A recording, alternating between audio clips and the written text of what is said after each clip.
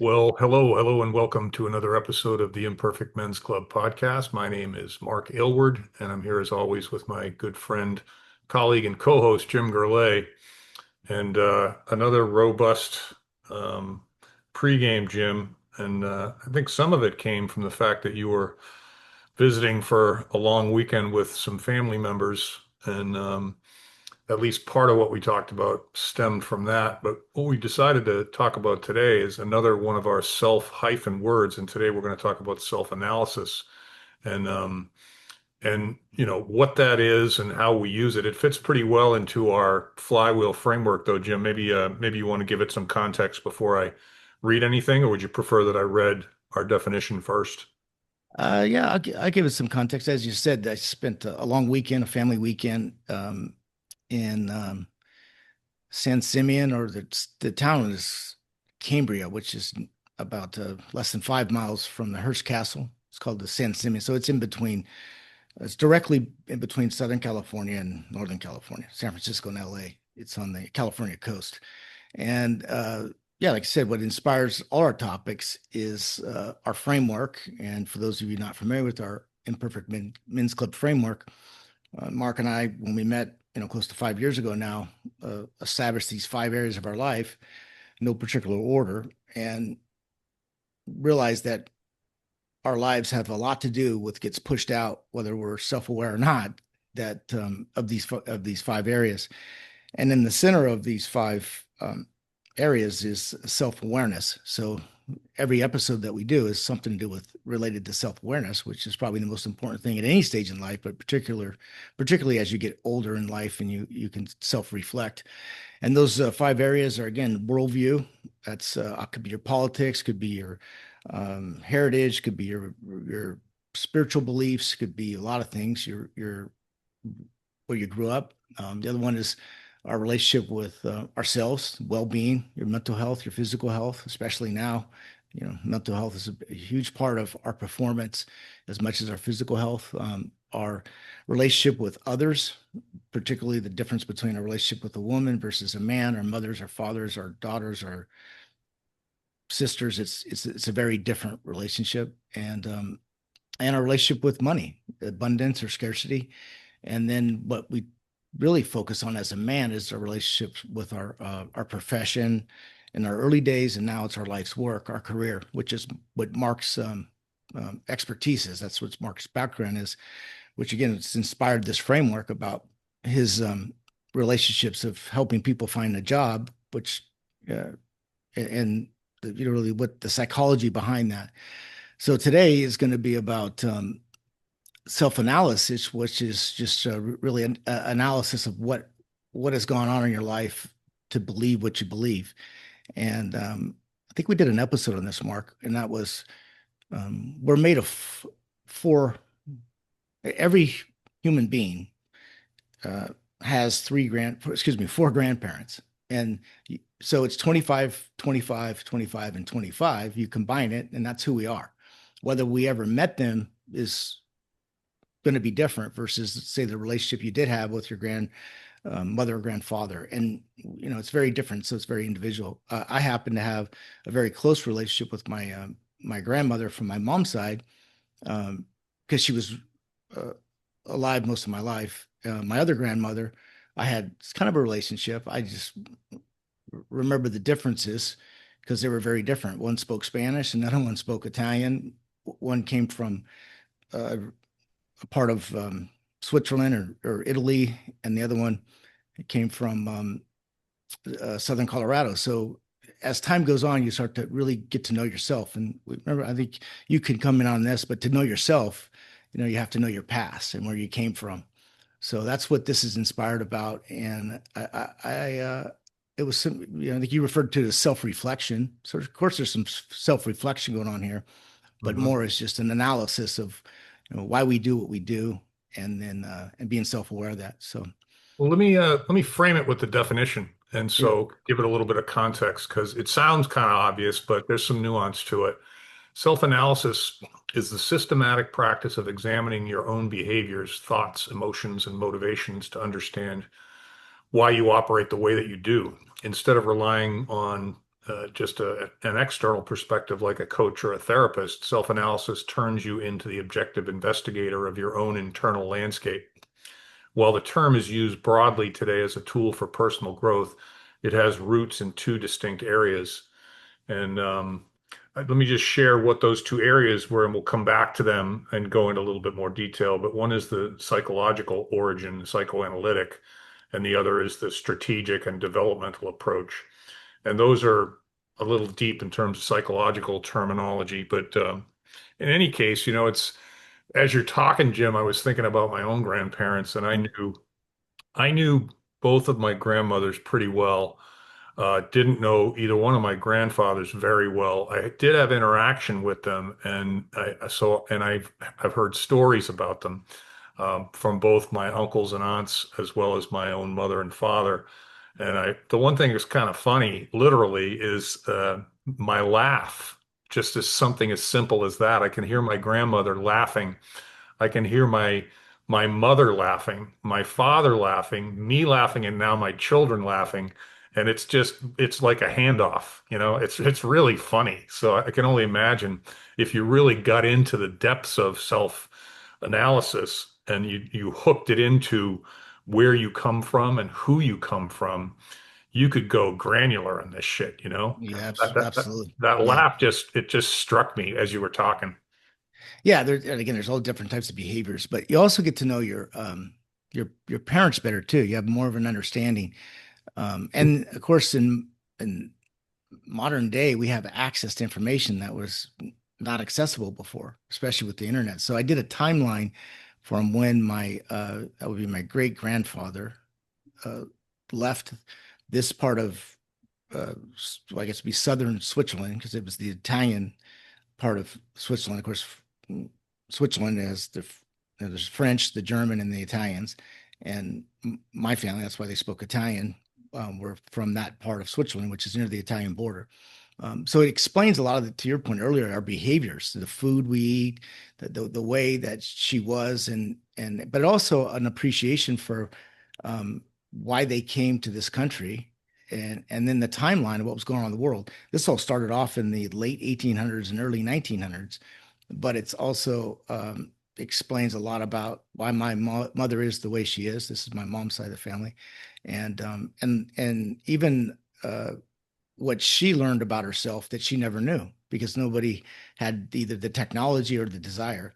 The fact that I've been back there now a couple times is different because I have pictures of the cemetery, I have pictures of the church, I have pictures of that space, and I was even sharing this with her. I don't know if you've ever had this experience where you've been in a place and go, I feel like I've been here before, but there was no way you could ever be there before. Hmm. Uh, Hmm. and and I had that experience, on my dad's side of the family, and had it there too. So we were there. It just we were in a different form, right? It was, and so then you again you start to get to know yourself. The more you get to know your past or your where you come from, the more you get to know yourself. And then the start of this self-analysis of why I am who I am today. Um, Yeah, that's it wasn't. interesting. I think about, my dad, as you know, is still alive. He's 97, almost 98. And I told you in a previous episode and in conversation that one thing that I got my daughter to do when she lived with her grandfather for a couple of years is to get a camera out and Yeah, just record stories. And she took them to Costco. She took the camera in the car. yeah, They took it on walks. And then a lot of it was just him sitting in his chair that he reads the newspaper and the Bible in, just telling yeah, stories. And, yeah, he's got a very good memory. And he had a very rich life because he spent his whole career traveling around the world. And, he introduced his mother and father to aviation.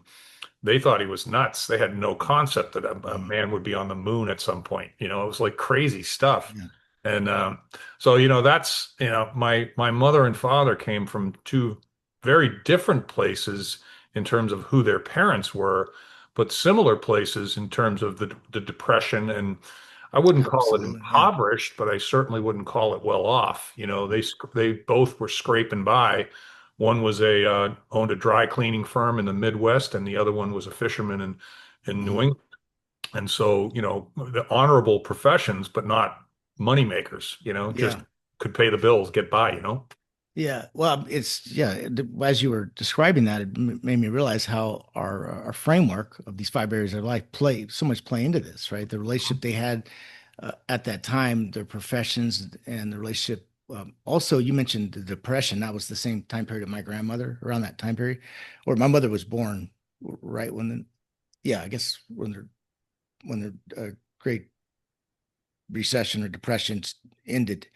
The point is their relationship with money has a lot to do with our relationship with money, because money is a relationship. And again, scarcity versus abundance, you have a lot more empathy for somebody that had nothing during that time period, and Mhm. why they saved and why they worried so much about not having it becomes part of who you are, whether you were living it or not. Whether you Yeah, we are our thoughts, and our thoughts come a lot from what we learn from our parents or an environment.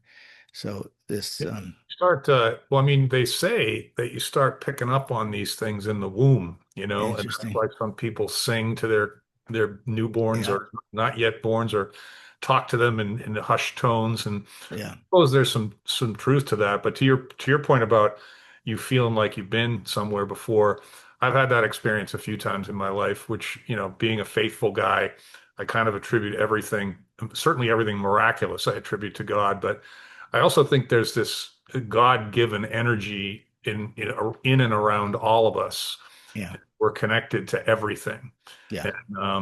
And the other thing about self-analysis that struck me as well is all of these things, I think you can kind of overdo it if you're Mhm. not careful, because Yep. you could spend your whole life in a stage of self-analysis and never figure anything out. At some point, at least for me, you got to stop and go, okay, I got to get some shit done now. No, I totally appreciate what you're saying, Mark, and that's on the description of self-analysis. That was one thing I liked about it. It says instead of relying solely on external perspectives, and then like your therapist or coach, self-analysis turns into the objective investigator of your own internal landscape. So, yeah, this was somewhat inspired. We had a conversation about therapists. We've mentioned it on the podcast that I think this therapy thing has been very good for some, because you need to talk to somebody, especially professional. It's also become uh, a crutch, or it's become people depend on it where they can't even make a decision, or they haven't taken the time to do a self-analysis, and you can see that they are living their lives through what their last therapy session was, and that's also very dangerous because It is. Yeah, uh, the other thing that strikes me as you say that is we kind of played around with the concept of victimhood, and I think yeah, that over therapeutic approach, like, yeah, oh, it's not your fault. Yeah, maybe it is, you know? yeah. It's so true. And then when you go back in time, you start to appreciate the resources or the lack of resources they had at that time, and how young they were to fight through that. And then the other one, I guess the takeaway was tragedy and difficult experiences. We forget there was a lot of tragedy and unknowns, especially when you're coming from the other side of the world. And my mother lost her father when she was 3 years old, and my grandmother had to raise her and my two aunts by herself. It was tragedy at such a young age, but Hmm. you push through that, and it's kind of like to your point about victimhood. I think it's unfortunate that I think it's become a social construct of American. Maybe it's our universities. I don't know. Maybe it's the media of victimization. Everybody's a victim, and Yeah. they give their power to somebody else, other than pushing through that and and making that as part of who you are, not in a bad way, but the ability to overcome adversity and fortitude is When super you important. like we said in the pregame, victimhood's a choice, right? It's like I can either accept responsibility for what's happening to me, or I can try and attribute it to something or someone else. And even if you are righteously correct in blaming someone else or something Yeah. else, what does that get you? That Mhm. doesn't help you. There is no progress to be made by spending your time, whether it's self-analysis or using someone else to help you with being objective about that. If the conclusion is it's not your fault, that also means there's nothing you can do about it, right? Yeah. I'm much more comfortable having it be my fault and then going, well, how can I fix it? Or how can I keep it from happening again? So the Yeah. self-analysis thing on its own, left untouched without context, can be just as dangerous as it can be helpful, you know? Hmm. So I think, Yeah. Again, I like where this is going. I think we did an episode on this. Amare Forte. It's an Italian saying about things happening for you, not to you. mhm, And and that's kind of when I self-reflect or even do a self-analysis of even my grandmother's life, and she had a lot to be mad about and to be a victim. And mhm. then, but I think it was her. She's very Catholic, but she was always such a positive person, and she had gratefulness that became a part of who I am. And but yeah, again, it's not what happens to you; it's how you respond to what happens to you. It is a choice, and Yeah, and yeah. this victimhood is not a healthy um, because you're one thing about victimhood is you're handing your power to somebody else and your Yes. happiness of your future. And Yeah, it's my mother, God rest her soul, and I don't, my intention is not to beat up on her, but she definitely played the victim, and she was raised in an environment, at least I was told these stories, where her father was emotionally, maybe physically abusive to her mother, my grandmother, and my Mhm. grandmother. I remember hearing the story one time. Her mom went home to Arizona from Iowa to say, Mom, this isn't working out. And her mother said, I don't care what he's doing. He's your husband. Go back and Mm. figure it out. Because that's just what you It's did. what they did at that And, time. and Yeah. and it's like my mother apparently Yeah. watched that happen and Hmm. developed early on a resentment for men that Sure. was because of the example that she had. And justified at that time. They Justified they to, were being. Let's face it. but We all but would say but that there was a time that. the thing about it is justified, yes. However, she still had the choice to say that's just one example of what a man might be. I suspect there might be other examples of men that aren't like that. And rather than pursuing that logic, she let it stew. And I'm not a psychologist, but she ended up taking her life in her late Mhm. Yeah. 70s. And that was the voyage she chose. Interesting. Well, And that. and and my father, on the other hand, Yeah. has a childlike sense of humor and level of optimism and faith Mhm. that Yeah. completely belies that. And Yeah. so I was getting two different signals. Now, my mother was a great mom. She was a loving mom. She was always there for us. I mean her no disrespect, and I Mhm. loved her dearly.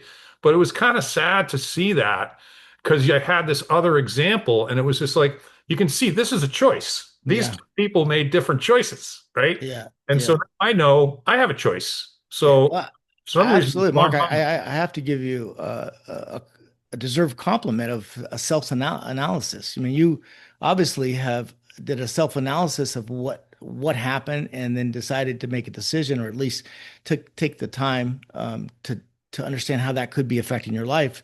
And this goes right back to self-awareness, right? That not Mhm. everybody will do that, and they'll act those out, whether not consciously, subconsciously, into their relationships, into even their own children.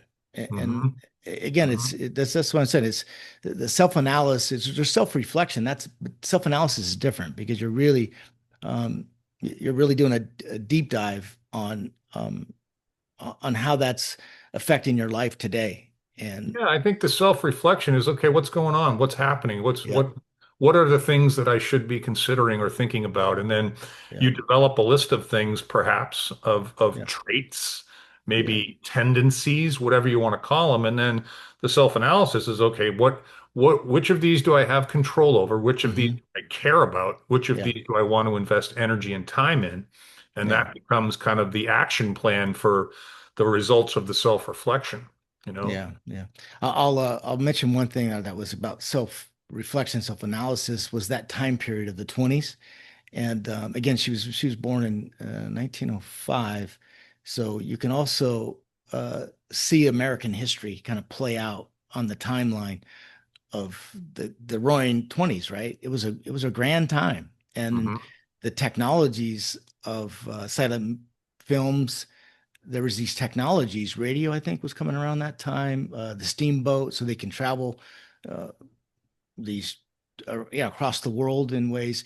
So I think that's back to this self-reflection of and appreciation for what they went through, and then also this amazing country they came to, and especially in California. In my case, they were since they were Swiss Italians, they were dairy farmers, so that was their industry, which was became a huge part of California. And yeah, it would just be again put things in context as far as what was going on in that time period and how that affected her life, which affects our lives. So it's Yeah, I don't think we pay enough attention to history today. I just don't think we yeah, do. I don't think we're teaching it enough. I don't think the young people have. And again, you say it all the time. I don't want to be the old guy on the porch complaining of about what it used to be like, but I can see evidence of it, right? Because course, you just yeah, see people, you take a microphone out onto the street, which some people do, and they start asking questions about yeah, basic shit, like where was Pearl Harbor and, when did yeah, World War II take place? Well, these kids don't even know, you yeah. know, Well, not, that's what inspired this whole because there's my my brothers and sisters, my mom, and then the grandkids that maybe not be interested in this right now. That's not uncommon, whether you're a teenager or in your 20s or even 30s, but someday they may. And if we don't take the time to understand the timeline and the relevance to their life, then it's never going to happen. To your point, if you didn't do that, your daughter didn't do that interview with your father, you would have never captured that information. You have no context. So I think yeah, what history a, and a yeah. timeline is much more interesting when you can tie somebody that you know or have a relationship to it. And then And just as an aside, humbly speaking, it's a great idea for anybody listening. If you got a granddad or you got a yeah, grandma or a dad or a mom and you haven't sat them down and gotten them on film or yeah, interviewed them, I recommend it highly to everyone because, yeah. I don't have a lot of pictures of me as a young man because my mother didn't like to be in front of the camera, Oh, and interesting. leaving that responsibility up to my father was not, it's just not something a guy did back Yeah, then. So I really wish I had more proof of the stories because we took some great trips and had some good times. So I would just yeah, say, as an action item, if you do nothing else after this, think about who you might be able to get on camera yeah. so you have that memory around for your grandkids and every Yeah. I'll generation. also throw a little bit of advice or some takeaways. What with you need really a couple documents to start the story, and that's a birth certificate, baptism if you can find it, if they're where they were baptized, that could be different. A marriage certificate if you can find it, all government documents, right? And a death certificate, because Mhm. once you have those dates, it's going to have a date and a place, Mhm. and then the story gets filled in. You also find that without technology, a lot of these stories were, let's just say, embellished, or they were versions of an Mhm. uncle or an aunt or somebody that weren't even technically possible. So what? Yeah, to I your got point, it. it's No, an it's a it's an great experience, point. It's a but great point. you need legal documents, and with the internet, that's very accessible now. If you get Yeah, I enough, never even thought about that. As you're saying it, I'm thinking I got to go do that myself because you could do it this afternoon. It's yeah, I know but you need to get a copy of the document, and I have I have an obituary for my great grandmother. And the Mhm. thing it was very, very positive, but the thing that really struck me, and I'm sure you'd get a different opinion from my daughters than you would from me, was every time she was referred to in the obituary, she was referred to as her husband's wife. Mhm. They never even really, and maybe they used her name one time, but that wasn't very long ago. That was the Yeah, like you said, it 1800s, puts everything early. in perspective. Yeah. And the other one, if you could find the birth certificate, that's the best one because it has to your point, the legal spelling of their name Hmm. and the parent's name and where they're from and their date of birth. So you start to stitch that together, and it becomes a story that Well, and here's another thing that strikes me as well, because with the technology that exists now, we got a lot of people that are looking up their ancestry. yep. You got a lot of people finding out that they weren't told the truth about where they came from, like, That's a whole and, other episode, but no and I doubt. know, and I Yeah. know all kinds of people, quite a few people that I know personally that have found their another brother or sister they didn't know they had because they were Yeah. adopted. you Oh, know? there's double families and Yeah. multiple wives. That stuff. So it's a There was a lot of self-analysis. transparency going back there. You could do a rebrand or by just moving to the next town, and nobody would even know. So that was You not you can uncommon. you can if you want to do what we're talking about, understand the consequences of it, Yeah, understand the risks involved, I suppose. But yeah, yeah, yeah, yeah. I think the other piece that we talked about in the pregame before we, conclude is this idea that if you accept the data that proves this, and we have it now, that 95% Mm, of what we do, say, and think, we're doing it on mhm. a subconscious That's level. right. Yep. You connect that logic to this reality that Right. you have a father and a mother who both had a father and a mother who both had a father and a mother. You might not go back much beyond that, but Hmm. these are the people that lived during the time and Yep. went through the circumstances, much of which that data is embedded in your subconscious. Yeah. Some of Interesting. it, Yeah. not much of it, you don't even know about Yeah. It's unless you yeah. investigate it. How would you know? Yeah, So, big deal. Like you yeah, said, just it is a that's big why it's like deal. a self-analysis. But before we wrap up, let's just kind of go through these two areas again. Just kind of just get a better understanding of what it means because it has a couple different contexts. Yeah, Uh, well, it says that self-analysis has its roots in two distinct areas, and these are the two areas. The first is the psychological origin. It says in psychology, self-analysis is closely tied to bringing the unconscious mind just what you into said. conscious Yeah, awareness. I go figure. yeah, I yeah. didn't do that on purpose. That I was a know you did, and that's why coincidence. I'm glad we're doing this. This is yeah. Through self-analysis, you begin to recognize your own defense mechanisms, emotional triggers, and recurring behavioral loops. The goal is internal sovereignty, moving from being unconsciously driven by old patterns to consciously choosing your responses. Mm, That's a big deal. That's a big deal because of everything that we just discussed. And I think hmm. that if one would realize how much control one has over these things, these patterns, these behaviors, you can choose to exercise no control over them, or you can Yeah. choose to investigate them and perhaps to some extent modify those behaviors if they're not good for you, and Hmm. perhaps, pump them up a little bit if they are good for you. So, but it's not like you don't just have to blow in the wind, right? You can do Hmm. something about all this stuff. And self-analysis is kind of the first stage of that.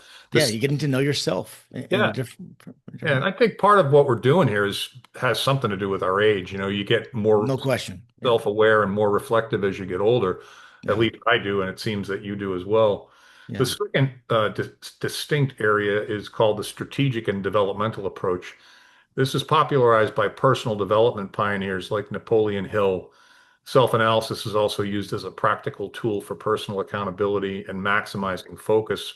In this context, it functions much like an annual business audit built, but for your life. It involves evaluation on a bunch of different levels. But Hmm. yeah, I think that's an interesting way of looking at it. If you were to say, I'm going to take just like a New Year's resolution or, clean a house clean, spring cleaning, or, it's a form of saying, let me just pause for a sec once a year, once every 5 years, once every 6 months, whatever, and say, let me take a look at this. What's going on? And it's so easy not to do that because life gets so busy. But I think if we all, it's kind of like we all should take more vacations, but we don't because we Hmm. feel guilty. It's like I think you got to pause every once in a while and do some of this analytical work. And I think I'm fairly good at it, but I think that's a skill that came to me later on in life. I don't think I had that skill as a young man. Yeah, but just to add to what you were saying about different stages of our life, I think when you're 50, 60, and even beyond that, you realize you only have so much time left. You have so much energy and then resources, whether that's money or just resources to do things. So yeah, the other one it talks about is the focus. What do you want to focus on? Um, if it and alignment is a big part of that. You have to get alignment. We talk about it every week that these are decisions, but they have to be conscious decisions. And then obstacles. What is where do these fears come from of failure or fears of limiting beliefs? Some of that does come from um, what we um, inherited from our past, and then also what we our life lived experiences of failures or success. I often say, it's managing your confidence so it doesn't go too high and too low. And yeah, Well, I think it you can, I think you can overdo it, but I think it's worthy of investigation. And I think that at the end of the day, you got to take action on whatever it is you want to change. But we yep, do have a lot more control over what we're doing and how we're doing it than I yep, think most of us consider. And again, I would just remind anybody who's interested, to Jim's point, look up those records and maybe start putting a picture together. You might be fascinated by what you find. You might be disappointed. I suppose both are possible. And then yeah, the other thing is, man, if somebody's getting up there in age, get them on film. Just yeah, yeah, just ask them stories, ask them about school, ask them yeah. about growing up. I mean, it's fascinating shit. Yeah. Well, yeah, what one last recommendation, because everybody has their own opinions of what happened, and I specifically said, I'm not the family historian. I have no desire to be the family historian. Mhm. You'll find that everybody wants to challenge this. I said this is not a presentation; it's a conversation of some information I was able to collect for Mhm. today. Because that's just the funniest thing. Everybody thinks that, oh, that's not what happened, and then before you know it, you're arguing with something that nobody really knows. So, Yeah, yeah, like to your point, do it, but do it in fun. Don't take it too serious, yeah, yeah, and yeah, yeah. get to capture the stories because you can't get that on the internet or on one of these platforms that checks your DNA. Yeah, you can't Anyways, watch that film unless you create it in the first place. no question. So, So, all right, Jim. all Thanks, man. right, thanks.